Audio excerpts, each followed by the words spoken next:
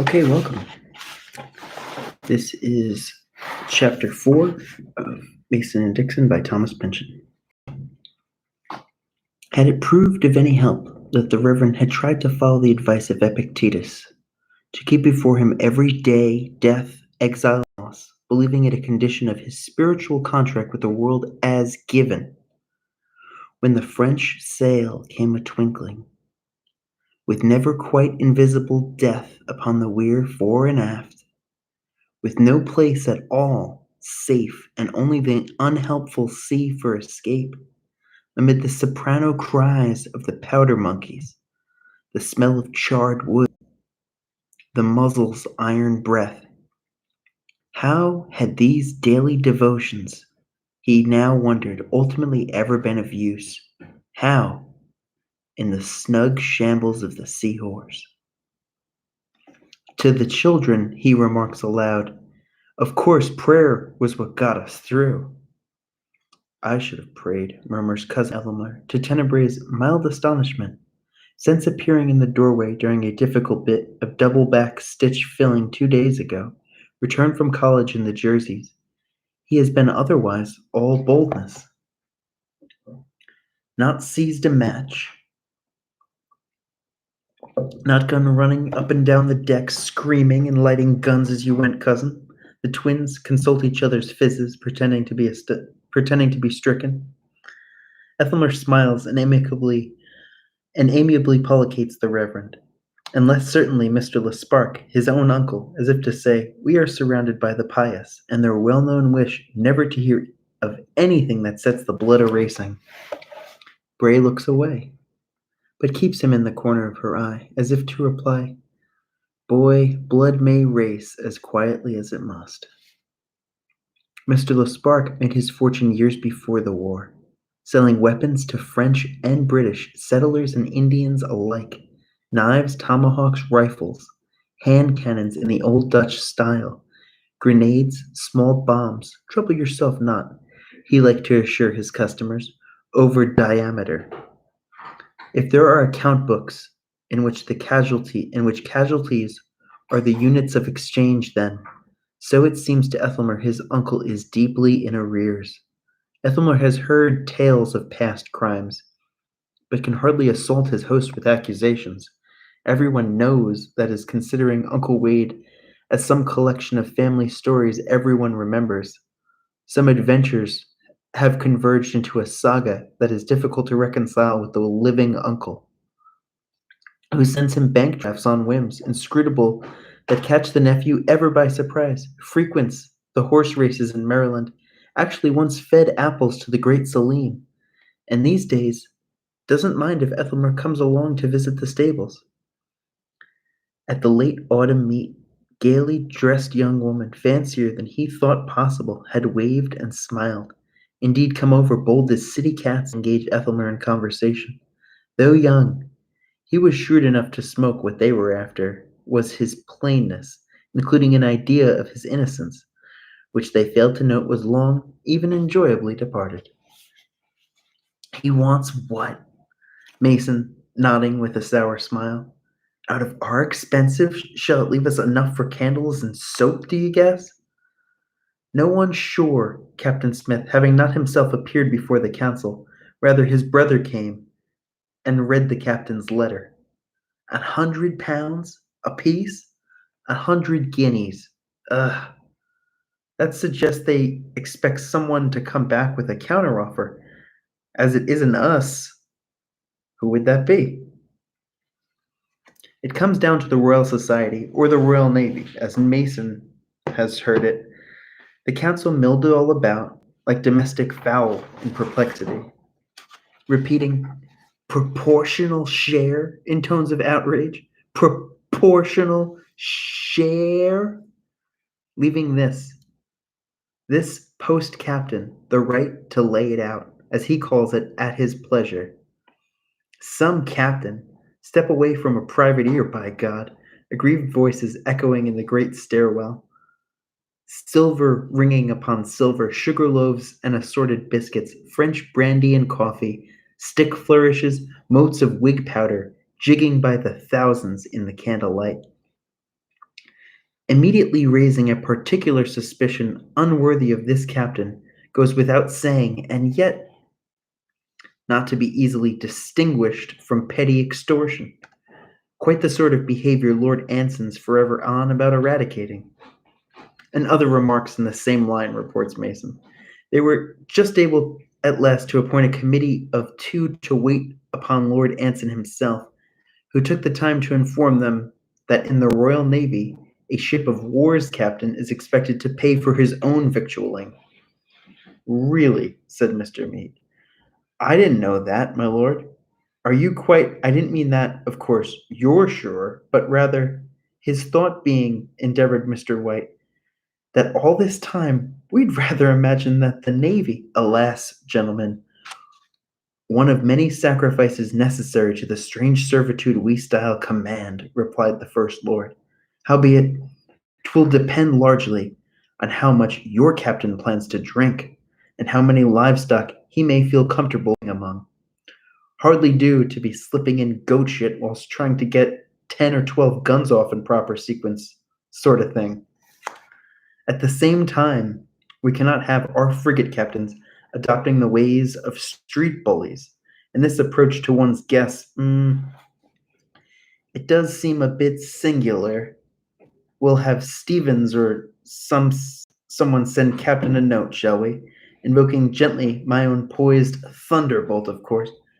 Oh dear. Captain Smith upon the quarterdeck in the winter's grudged sunlight. The letter fluttering in the breeze from the direction of London. Somewhere among a peaked convoy of clouds, a steady mutter as of displeasure on high. And yet I knew it, didn't I? Misunderstood.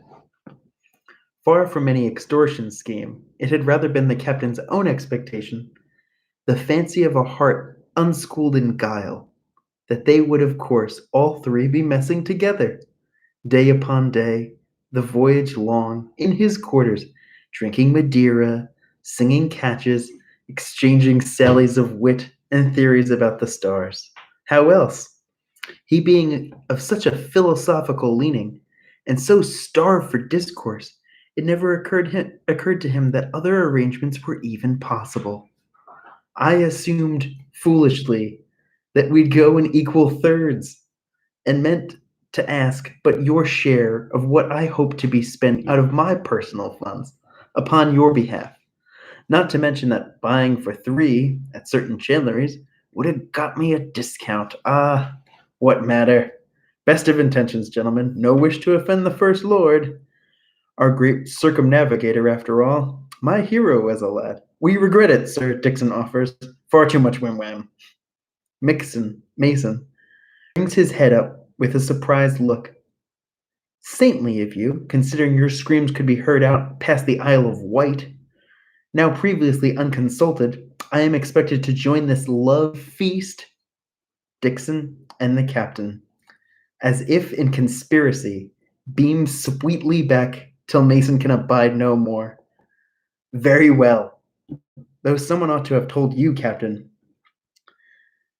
of that rutabagious anemia which afflicts lensmen as a class.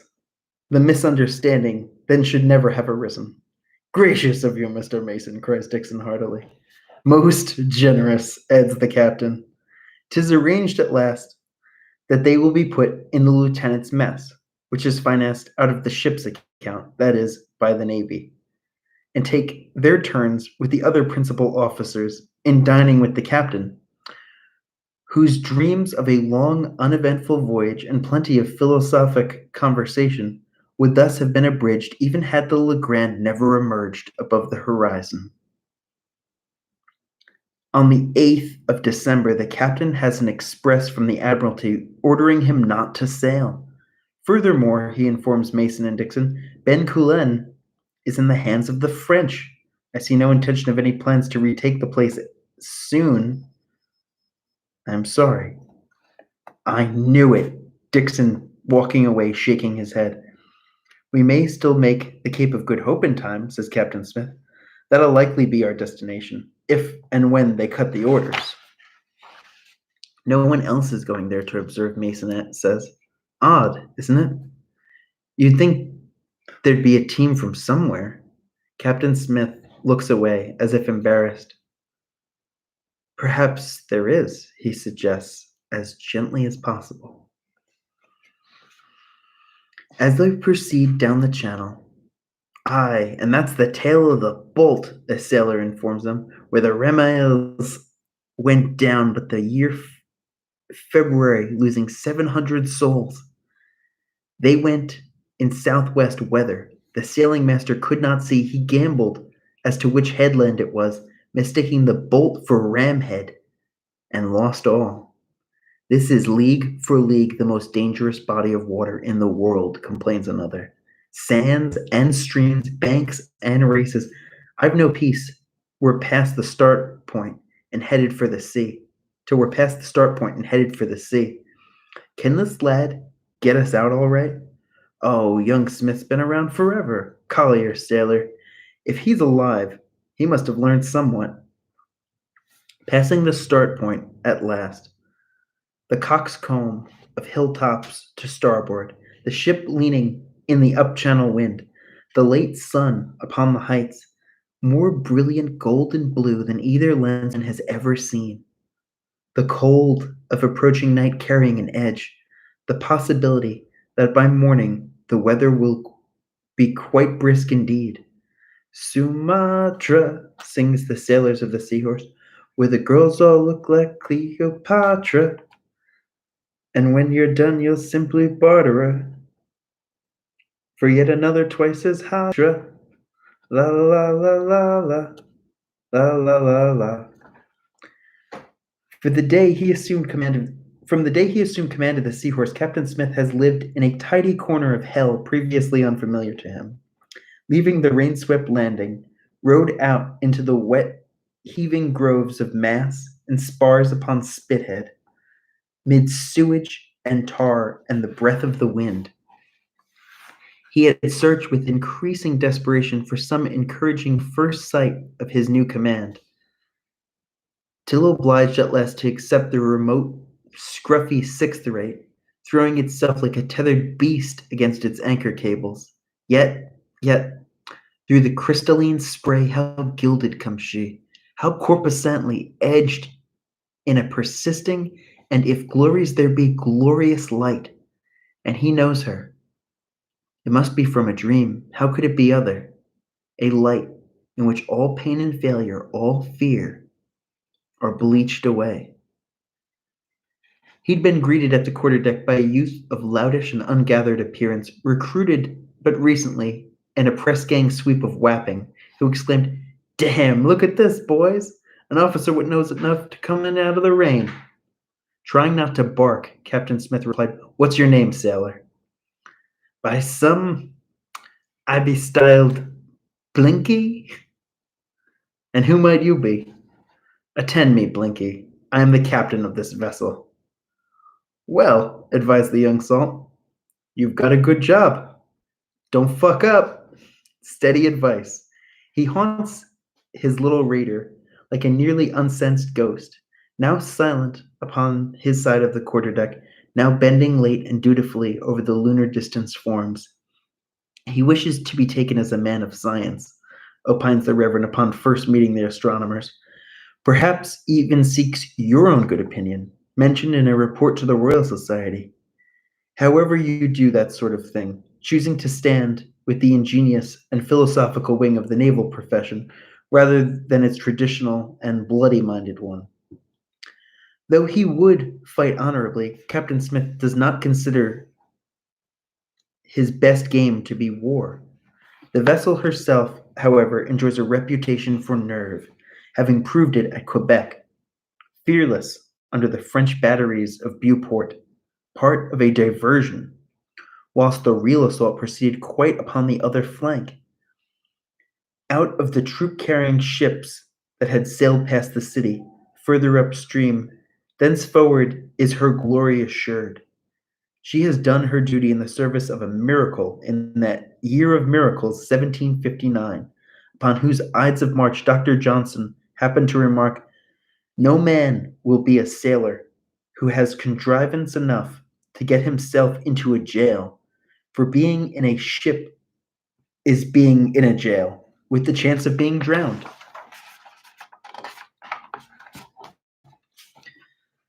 Some would call her a frigate, though officially she is a couple of guns shy, causing others to add the prefix jackass, a nautical term. Neither names nor modest throw weights have kept her from mixing it up with bigger ships. Captain Smith has long understood that though a seahorse may be born in spirit an Arab stallion, sometimes must it also function as a jackass, a creature known, that is, for its obstinacy in an argument, as for its trick of turning and using its hind legs as a weapon. Therefore, I want the best gun crew for the stern cannon. Let this jackass show them a deadly kick. When the Legrand comes a looming, nevertheless, the captain is more than a little surprised. Why should Monsieur be taking the trouble, knowing the answer to be frigate business, built into the definition of the command? In return for freedom to range upon the sea, one was bound by a code as strict as that of any ancient knight. Motto, lovingly embroidered by a certain needlewoman of South Sea and nailed upon the bed of his cabin, reads Equus sit equus.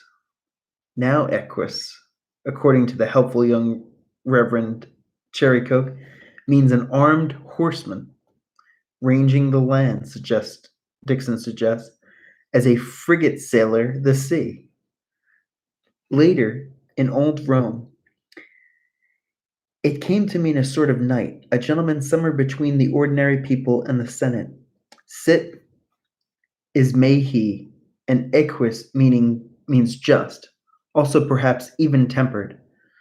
So we may take your ship's motto to mean let the sea knight, who would command this seahorse, be ever fair-minded, trying not to lose his temper, even with boil-brained subordinates. The captain, growling thus at Lieutenant Unkley, who stands timidly signaling for his attention, on what appears to be a sail south-southwest, although there's faction upon the question, offers others insisting 'tis a cloud. Damnation, Unkley, Captain Smith in a low voice, reaching for his glass. Hellfire, too. If it's a Frenchman, he's seen us and is making all sail. I knew that, says the lieutenant. Here, don't drop this. Get up the mast and tell me exactly what and where it is. Take Bodine up with you, with a watch and compass, and if it proves to be a sail, do try to and obtain a few nicely spaced magnetical bearings. There's a good lad. You'll note how very scientific we are here, gentlemen, yet, turning to a group of sailors, wholly stoning the deck, ancient beliefs will persist. Here then, bongo, yes, yes, Captain. Wishes excellent bongo, smell wind. The lascar, so addressed, crying, aye, aye, Captain, springs to the windward side, up on a rail, and grasping some armful of foreshrouds, presses himself far into the wind, head rag a fluttering, almost immediately turning his head with a look of savage glee. Frenchies! Hard a port, calls the captain, as down from the maintop comes word that the object does rather appear to be a sail, at least so far unaccompanied, and is withal running express, making to intercept the seahorse. Gentlemen, 'twould oblige me if you would find ways to be useful below. The drum begins to beat.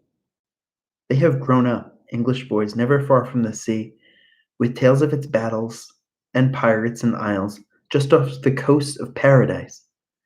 They know what below promises.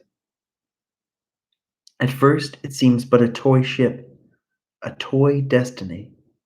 To gallants and staysails go crowding on. But the wind is obstinate at south-southwest. The seahorse may but ever beat against it in waters treacherous of stream, whilst the Legrand is fresh out of breast, with the wind on her port quarter. 'Twas small work to come up with us, get to leeward, from which the French preferred to engage, and commence her broadsides, the Seahorse responding in kind for an hour and a half of blasting and smashing and mass falling down. Blood flowing in the scuppers, cries Pitt. Did you swing on a rope with your knife in the teeth? With a knife in your teeth? Asks Plenty. Of course, and a pistol in me boot, Uncle, Bray disapproves. The Reverend only beams. One reason humans remain young so long, compared to other creatures, is that the young are useful in many ways. Among them, in providing daily, by way of the evil creatures and slaughter they love, a denial of mortality, clamorous enough to allow their elders release, if only for moments at a time, from its claims upon the attention. Sad to say, boys, I was well below preoccupied with sea surgery, learning what I needed to know of it upon the spot. By the end of the engagement, I was left with nothing but my faith between me and absolute black panic. Afterward, from whatever had happened upon that patch of secular ocean, I went on to draw lessons more abstract. Watching helplessly as we closed with the Legrand, I felt that with each fraction of a second, death was making itself sensible in new ways.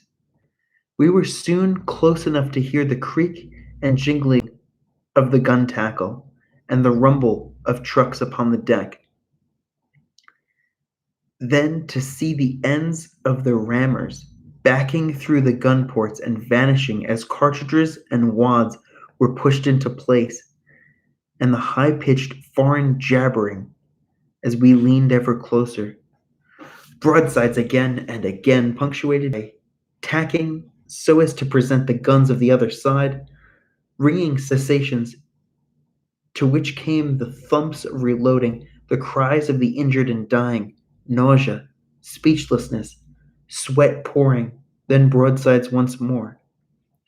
Each time the firing stopped, there seemed hope for a minute that we'd got away and it was over, until we heard the gun tackle being shifted, and feel in the dark the deck trying to tilt us over, charged with the moments upon the downward roll, just before the guns, vibrating in a certain way we had come to expect. And when it came no more, we stood afraid to breathe because of what might be next.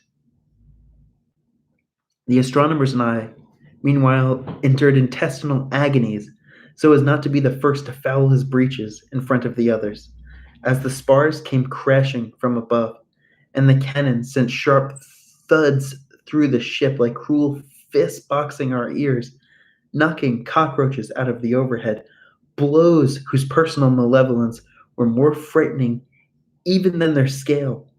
The ship's horse shrieking, a great sea animal in pain, the textures of its cries nearly those of the human voice when under great stress.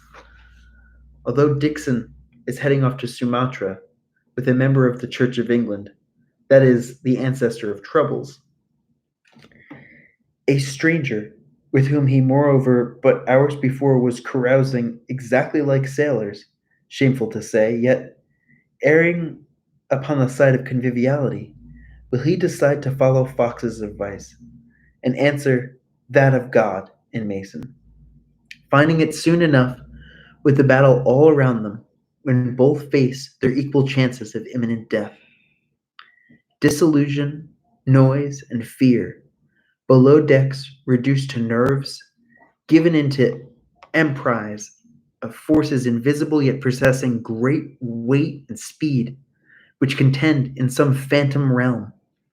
They have had the bad luck to blunder into. The astronomers abide, willing themselves blank yet active. Casualties begin to appear in the sick bay, the wounds inconceivable from oak splinters and chain and shrapnel.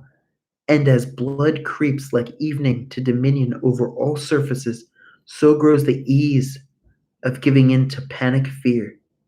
It takes an effort to act philosophical, or even to find ways to be useful, but a moment's refocusing proves enough to show them each how at least to keep out of the way, and presently to save steps for the loblolly boy or run messages to and from other parts of the ship. After the last of the gunfire, Oak beams shuddering with the chase. The lazarette is crowded and piled with bloody men, including Captain Smith with a great splinter in his leg, his resentment especially powerful. I'll have lost 30 of my crew. Are you two really that important? Above, on deck, corpses are steaming. Wreckage is everywhere. Shreds of charred sail and line clatter in the wind that is taking the Frenchmen away. What conversation may have passed between the post captain and the commandant? He wore the Order of the Holy Ghost, the white dove plainly visible through the glass. Saint Fu, almost certainly, yet commanding a different ship. What was afoot here? Had the Frenchman really signaled? France is not at war with the sciences? Words so magnanimous and yet went pooh pooh, he did, sort of flicking his gloves about. I'm wasting my time, he says. You are little minnow. I throw you back. Perhaps someday we meet when you are bigger fish, like me. Meanwhile, I sail away. Pooh pooh, adieu. Nevertheless, Captain Smith had replied, I must give chase. One of those French shrugs. You must, and of course may.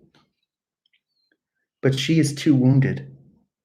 They watched the perfect ellipse of the Legrand's stern dwindle into the dark. At last, well before the mid-watch, Captain Smith calls off the chase, and they come about again, the wind remaining as it had been. And with what sail they have, they return to the Plymouth dockyard. Some at the time said there had been another sail, and that the Frenchman, assuming it to be a British man of war, had in fact broken off and headed back into Brest as speedily as her condition would allow. Some on the Seahorse thought they'd seen it. Most had not. Perhaps our guardian angel, the Reverend comments, instead of wings, top gallants.